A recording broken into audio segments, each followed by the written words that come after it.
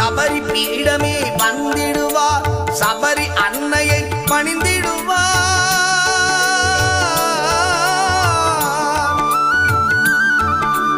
சரங்குத்தியாலில் கன்னிமார்களும் சரத்தினை போட்டு வணங்கிடுவார், சபரிமலை தனை நெருங்கிடுவார்.